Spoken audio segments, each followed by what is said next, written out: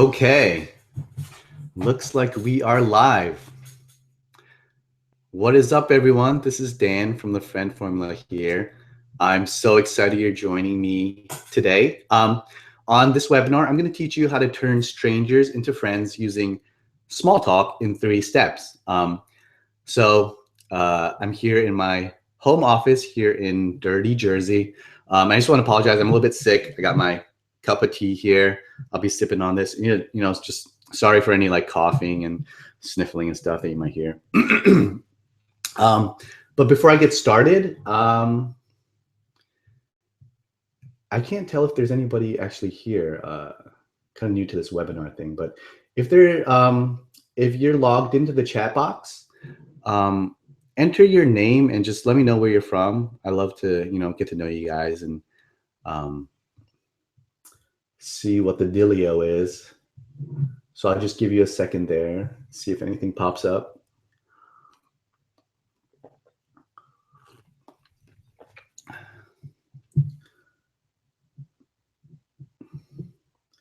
So yeah, just put in your name, what city you're from.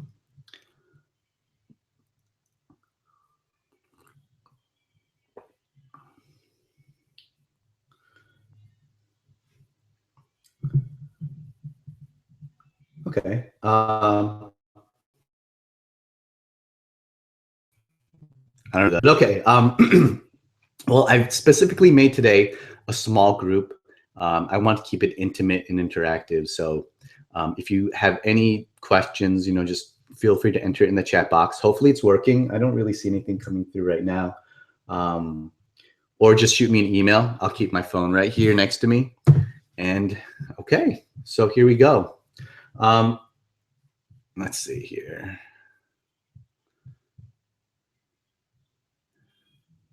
Share my slides.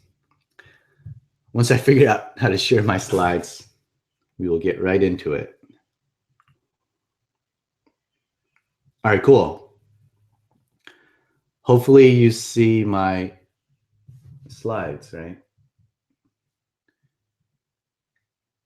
Okay, nice, there we go. All right, so meaningful small talk, 3 steps to turning strangers to friends in 9 minutes.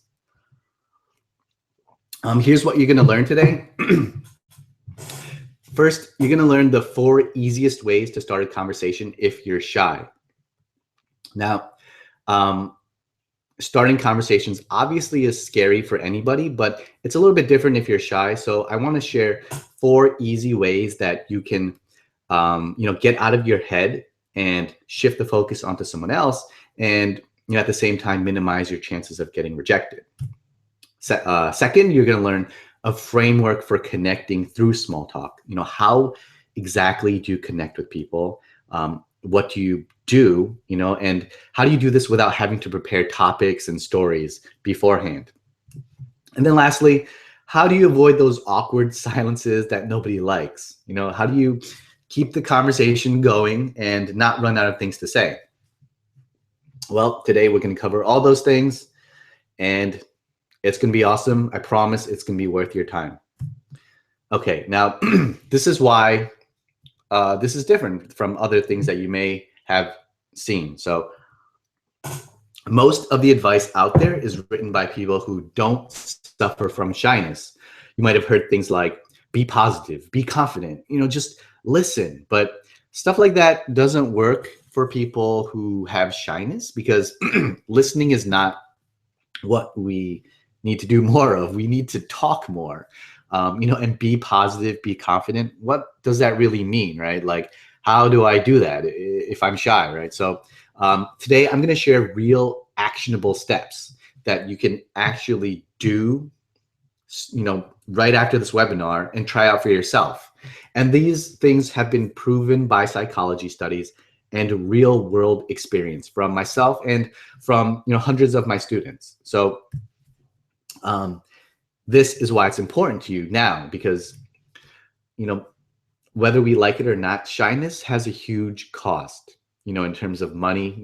It's been shown that people that are shy don't make as much money. In terms of friends, we shy people make less friends. That's just what happens. And there's also been studies that show that shyness is linked to less happiness and poor health. So sucks, I know, but that's just the truth. So what I've done is I've really honed in on mastering small talk, which is which I believe the most crucial part, because that's really when you're starting a conversation with someone, right? So mastering small talk, I found is, I'm sorry for all the sniffling. Again, I apologize. Sorry if it's grossing you out. But yeah, small talk is necessary for success. If you don't master small talk, you're not going to be able to talk to new people. You're not going to be able to build these connections. So it's super, super important.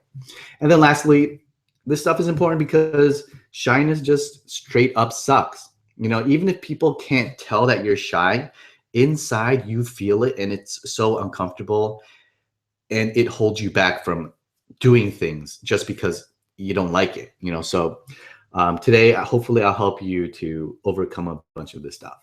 All right. Before we move on, disclaimer, this is not for everyone.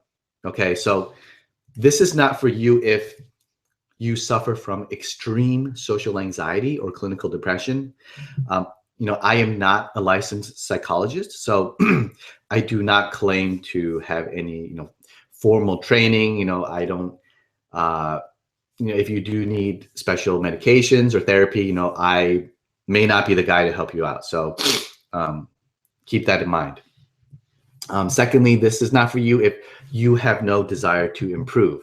I found that there are basically two types of people, static and dynamic thinkers, and people with static thinking, believe that they're just kind of stuck where they are. There's, who they are is who they are, and there's really nowhere else to go, right? So this may not be for you if you're that kind of thinker. However, if you are a dynamic thinker and you believe in constant growth and constant learning, then yes, I am super excited to have you here, right? And then lastly, if you're looking to trick people and manipulate them for your own personal gain, this is not cool, and that's not what I'm about. All right, so moving on, just real quick, I know you don't care about me, but just so that you have a little bit of context of who I am. So again, my name is Dan, and I grew up shy. I guess what you'd call a naturally shy guy. I was always the kid that sat in the back of the classroom, who didn't speak much. I think every single year, the teachers, during those parent-teacher conference things, they would always tell my parents, Daniel needs to speak up. Daniel needs to speak up. He needs to participate. And I've been hearing that since I was a little kid. And shyness is just kind of one of those things that I labeled myself as, and I felt like a victim. I couldn't speak up and choose my friends. While I did have some friends, and I was social in some situations, in many others situations, I was very shy. So I felt like, I was really a victim of my circumstances and whoever was around me. And the final, I guess, straw that really made me snap and decide to really learn how to, overcome my shyness and take my social skills to the next level was when I saw that after I graduated college, a lot of, and I don't like calling people dumb, but dumb, quote unquote, dumber people were getting more success than me. They were getting the jobs that I wanted. And, and these were people that were super lazy in school. They would copy my notes. They would, just kind of like mooch off of me. And they were interviewing and getting all these jobs because why? Because they were better with people than I was. So that's when I decided to figure all of this stuff out. About 9 years ago, I started reading tons of books. I spent a lot of money on, professional coaching and experts. Excuse me. And, now I have a solid group of friends that I choose to hang out with. Again, I choose to hang out with them. I'm not a victim of my circumstances. I can easily approach strangers and make new friends anytime I want. I'm no longer intimidated by powerful people. And, I make more money. And that's due to the fact that I'm better with people now. And that should be a new bullet down there. Helped hundreds of shy people through my Friend Formula website. Now, and I just want you to take a moment to think, what do you hate the most about your shyness? What is it that, really bothers you the most? For me, it was the fact that I felt like a victim, and I really couldn't control, who I was becoming friends with. And, I saw all of these opportunities passing me by.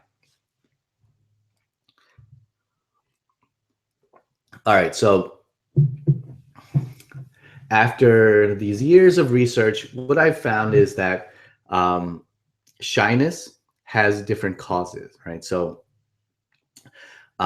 there's basically two things that cause shyness, biology and life experiences. Now, I found that the majority of shy people are the result of their experiences in life, right? So things they've been through, or, the way that their parents raised them.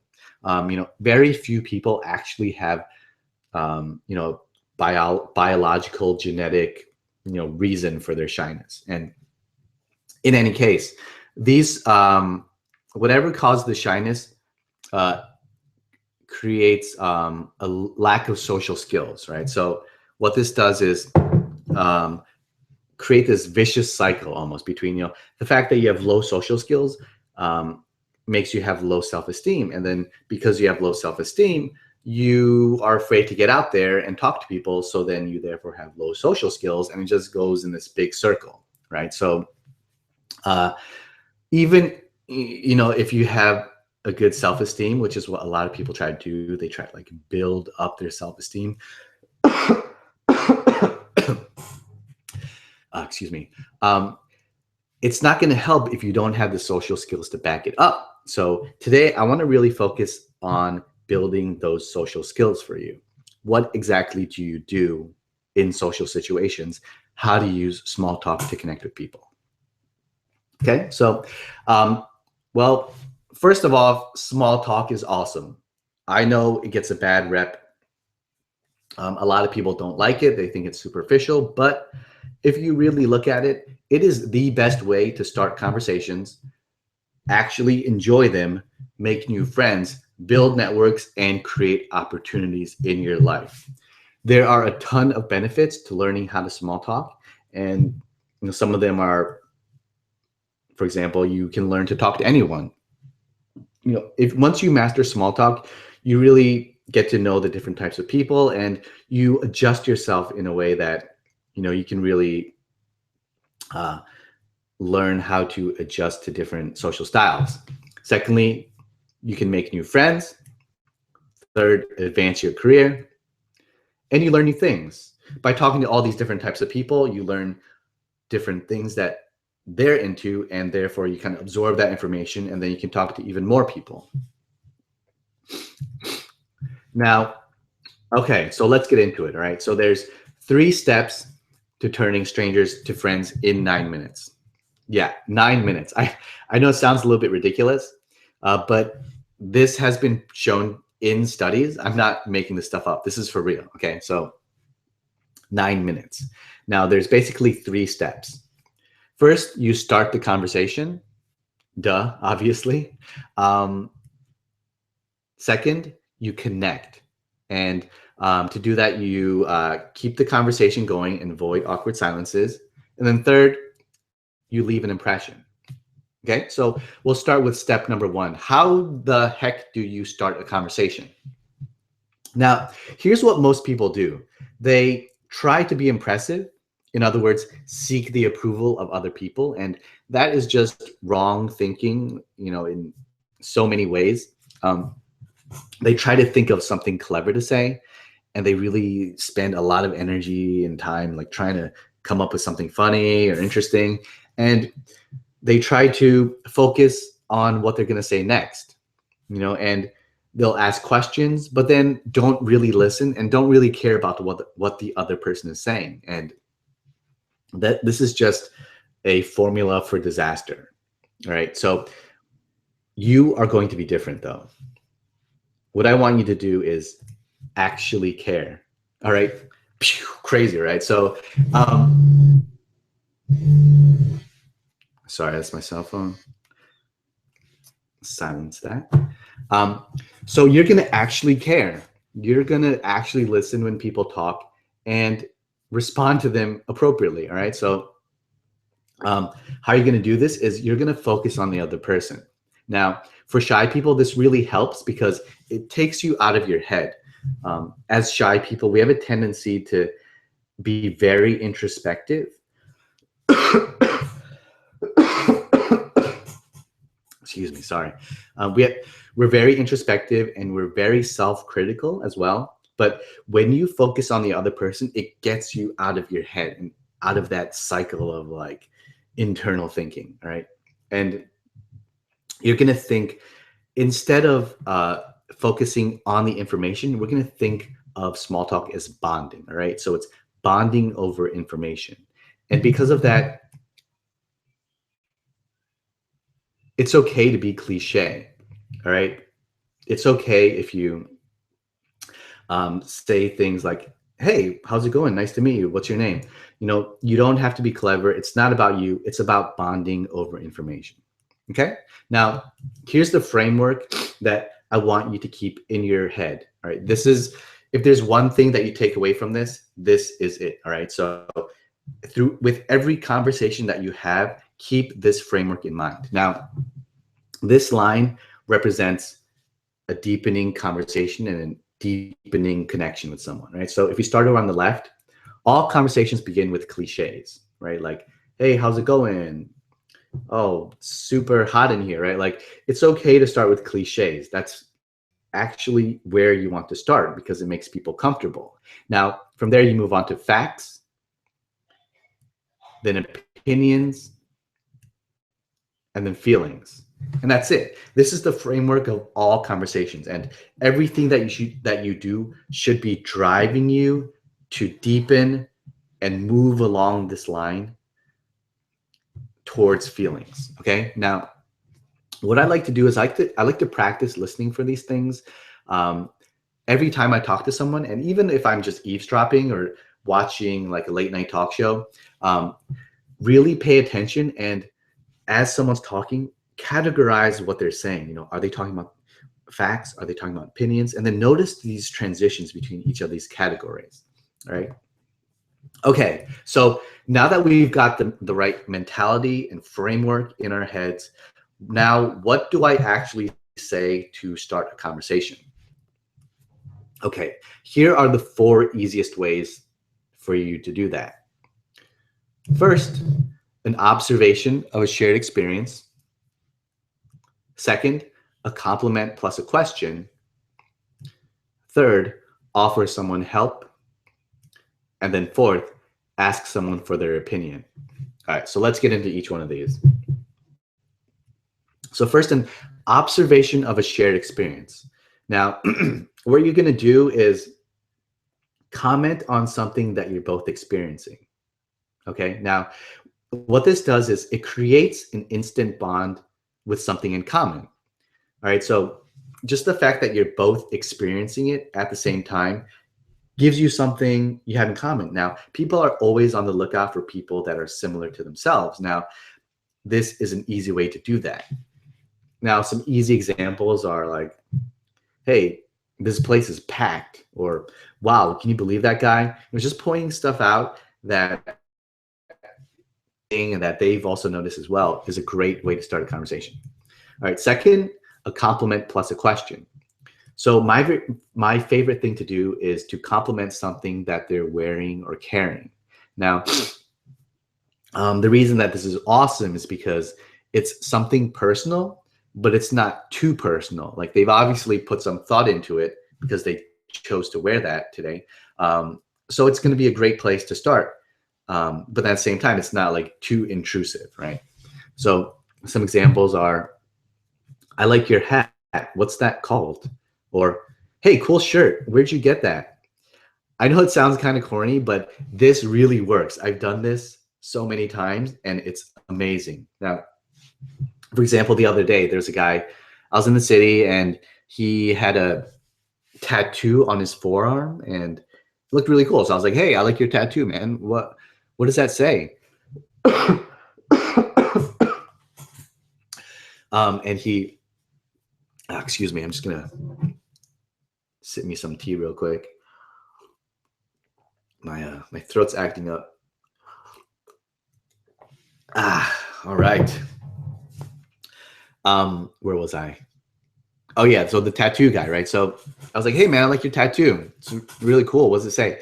And just using that to start the conversation, we ended up talking for like half an hour and we exchanged numbers and yeah, so it doesn't have to be anything complicated. Okay, third, you can offer someone help. Now, people who need help are literally hoping someone will approach them. They're like in need, So what you're going to do is look for people who are in need. So these are going to be people that are bored, people that are lost, or maybe even someone who's carrying something and they need help carrying it. Now, what you're going to do is you're going to go help them. And what this does is this channels the rule of reciprocity. Now, what that means is if you help someone, they're going to feel almost this need to help you back. And, that's a great time to start a conversation with someone, after you help them, and they feel almost like indebted to you. Okay. And then lastly, ask someone for their opinion. I love this one because it works every time. It's amazing. Now, most people will say yes if you ask them for opinion because it's easy and it's non-threatening, and it also works great because it makes them feel valued. You're basically saying, hey, I care about what you think. Would you mind helping me out? Very, very few people will say no. All right. So what I like to do is I like to ask for someone's opinion while I'm shopping. Okay. So I'm like in the men's clothing section and, I'll be like, hey, excuse me, I could really use a female opinion. Which of these shirts do you think looks better on me? And I've gotten some really interesting responses and started some really fun conversations. And it's really easy. And in summary, here's what you want to do when you're starting a conversation. You want to be okay with cliches. Okay. You don't have to be super clever. You don't have to be super unique. Just start with something easy. And all of these 4 things that I've taught you are very easy and simple. Just stick with these things and you'll be fine. Secondly, focus on bonding over information. It's not about, the actual words that you're saying, the actual information that's being exchanged, but small talk and starting conversations is all about creating that bond. And also get out of your head. This is a huge one. And I could go real deep into this, but basically you want to shift your thinking from off of yourself onto the other person. Focus on the other person instead of thinking, how am I doing? How do I look? What are they thinking about me? You want to focus on them. Focus on how are they doing? How are you doing? All right. Okay. So that brings us to step number 2, which is connecting. Now, how do you connect with someone? There's basically 2 steps. When you're small talking, you want to uncover opinions and feelings. Very, very few people do this, but this is what you want to do. This is the key to connecting. Uncover their opinions and feelings. Okay. Now, once you've done that, you relate to them. Again, very few people are good at this. A lot of, there's basically 2 types of people I found, right? There's the people that just keep talking about themselves.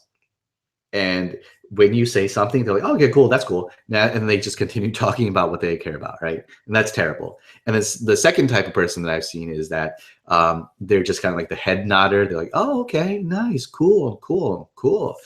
And they just let the person keep talking the whole time without sharing their opinions, their feelings, and relating to what the other person is talking about. So this is where the magic sauce really happens, where you combine these two steps, right? You uncover what the person thinks and feels, and then you relate to it using your own opinions and feelings. Okay, so again, we're gonna think about this all in this framework. All right, so we're really gonna focus on the transition from facts to opinions. That's where the connection happens. Right, most people get stuck in the cliches and facts. Right, they'll be like, oh, nice weather we're having, huh? Yeah, it's pretty hot out there, right? And then they just get stuck on the facts, right? um, and that's not how you connect. You need to move forward. You need to deepen into the opinions and feelings. All right, so this red arrow, that's what we want to focus on. All right, we want to shift from what to why. Instead of what do you do, why do you do what you do?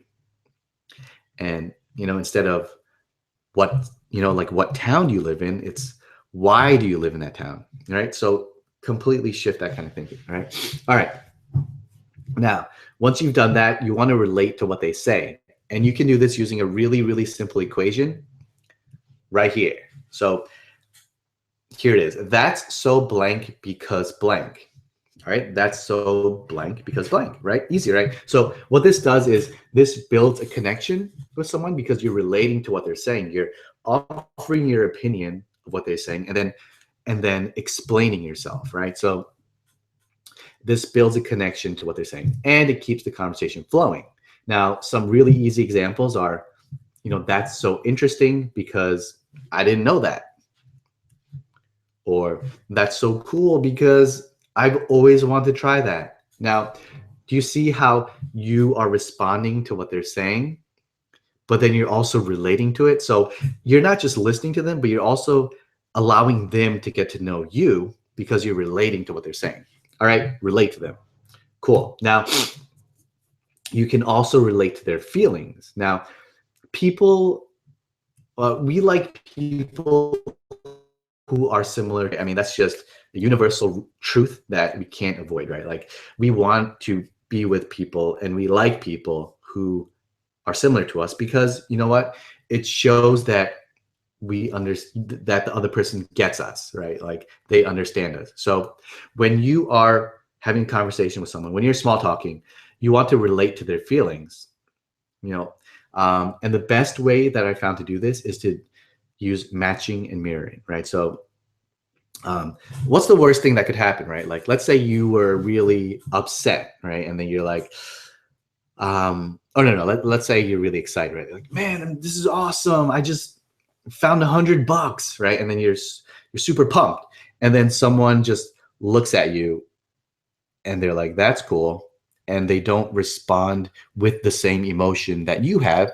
What it does is it completely drains your energy, and you feel like, man, this person obviously doesn't understand how happy I am, right? So what matching and mirroring does is you reflect their emotions back to them. You relate to their feelings, right? So there's a couple ways that you can do this.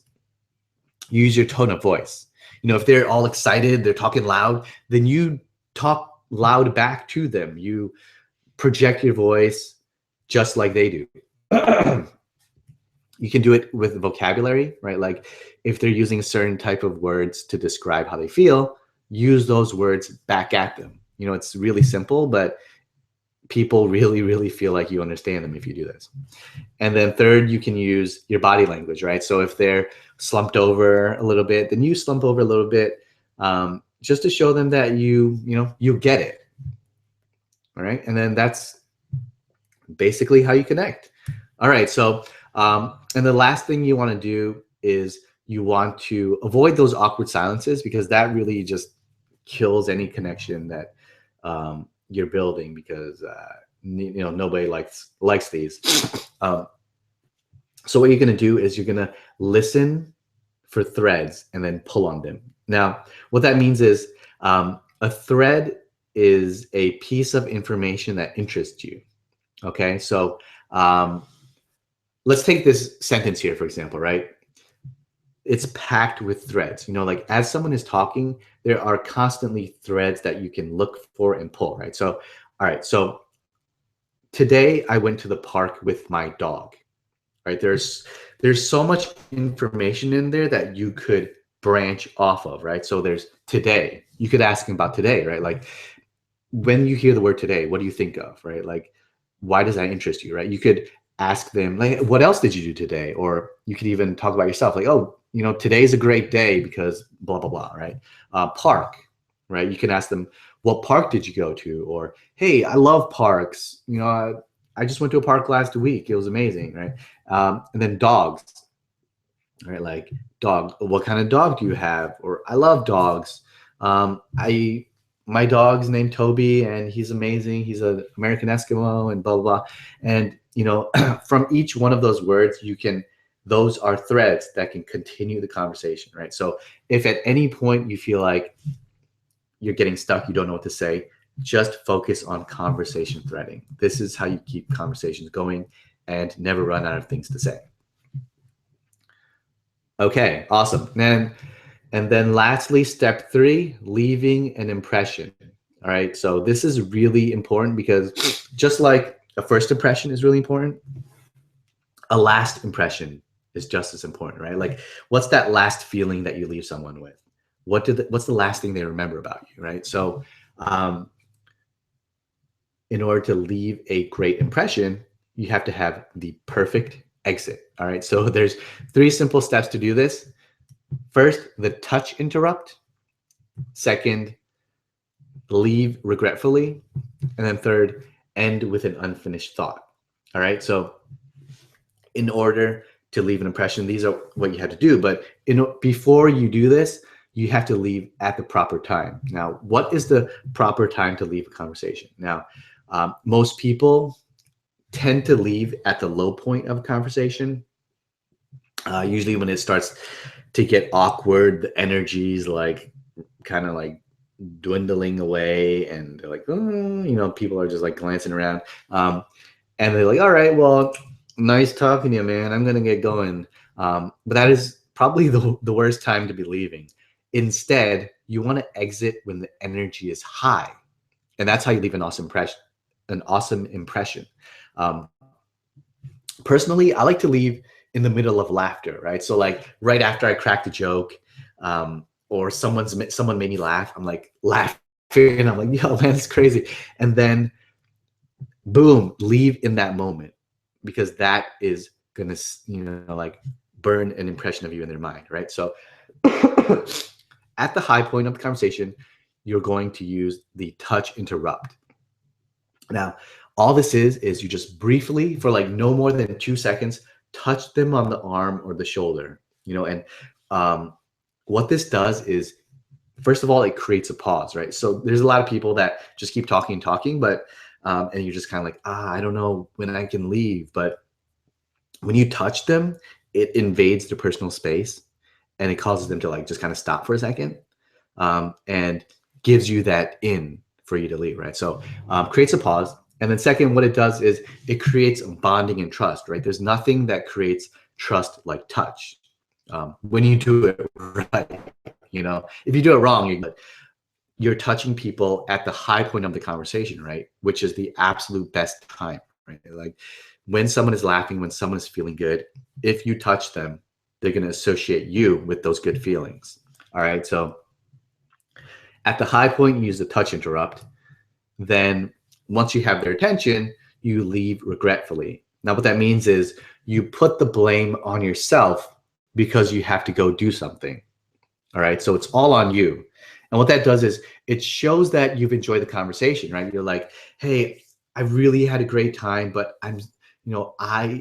I have to go do something, right? So it protects their ego, right? It's not that the conversation's boring. It's just that I have to go do something. Some quick examples are, hey, I need to go talk to, or I'm going to go take care of, or I promised myself I would, blank, very easy. But the key here is to let them know that, it's some sort of obligation that you have, something you have to go do, and you're like, oh man, I wish I could talk to you more, but I can't, I got to go do this thing. Right. So leave regretfully. And then lastly, this is how you you really and burn heads. You end with an unfinished thought. All right. So really interesting phenomenon here called the Zygarnik effect. And what it is that people remember incomplete things better than complete things. It's really weird, right? So Zygarnik was this Russian psychologist, and what she noticed was that when people, well, she was in a restaurant, right? And she noticed that the waiters would remember orders really well, like super detailed orders. Um, and then once they delivered the orders, though, they would completely forget all the information, right? So what it is, you know, as humans, we have this uncanny ability to hold on to things that are not yet complete, you know, for whatever reason, you know, and probably because um, it allows us to remember important information for like our own safety or something. But um, anyways, we can use the Zygarnik effect to burn ourselves in someone's mind. Like they'll literally be thinking about you until the next time they see you again, because there's this unfinished thing that they'll feel compelled to finish, right? So a couple of quick examples of this. You can say something like, hey, remind me to tell you about blank, which I think you'll love. Or another example, there's uh, that should say something. There's something really interesting I noticed about you, blank, right? So they can be like, oh shoot, what's that thing that they want to tell me? You know, right. So once you've taken them through this touch interrupt, the leaving regretfully, and then the unfinished thought, like this is what's really going to seal you in their minds and leave a lasting impression. Okay, so in conclusion, if there's only one thing that you remember from this presentation, it's this framework here. I want you to just keep this in your head. Every time you have a conversation, just think about this framework, all right? So we have cliches. That's where you start the conversation, right? Start with cliches. It's okay to be cliche. Then you move on to facts. And then you connect by moving on to opinions, all right? Focus on that transition from facts to opinions. Lastly, uncover their feelings, match their feelings, and then finally end the conversation with an unfinished thought. And that's it. You can do this in a matter of minutes. You know, studies have shown that you can, you know, make friends in like 9 minutes. And this is really powerful stuff. All right. So, okay, that's pretty much it. If this was helpful to you, you know, go sign up for free updates on the Make Meaningful Small Talk course that I'm working on right now. You can get there by going to thefriendformula.com/courses, and then just click on the Make Meaningful Small Talk course, and then just enter your email in there, and you'll be added to the list where you'll get updates and stuff on the course. And yeah, so let me just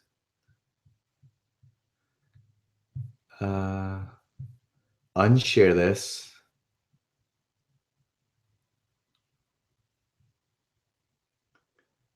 And then, cool. Okay. Well, thanks for tuning in, guys.